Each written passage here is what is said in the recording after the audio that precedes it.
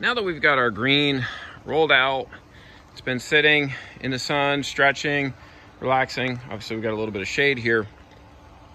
Next thing we're going to want to do before we actually start doing any significant cutting and marking out the green, I like to mark where the holes are.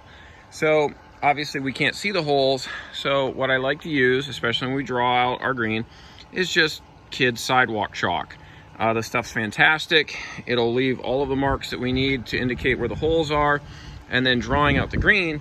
But if we don't like what we drew, we can erase it and then remark it. But I want to see where the holes are so that as we start to draw out the shape of our green, we know where everything is. So what you can do, and another important tip I highly recommend, take your shoes off when you're working on your green, because shoes and boots and sneakers, you're going to pick up rocks, mud, dirt, any other particulates, and they'll get right into this green material, ultimately affecting the ball roll, causing it to jump or skip. So we want to try to keep all that off. So just take your shoes off. And what we want to do, if we kind of remember where the holes were prior, so what we're going to want to do, if you can kind of remember where they're at,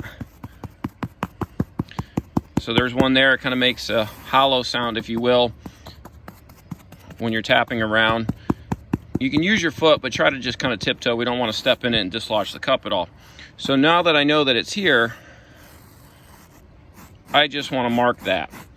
After I've marked all the holes, now I can draw my shape out a little bit better, because obviously I can't see the spray paint underneath the green. So I'll mark all these out, and then I'll start drawing on the green and show you what that's like.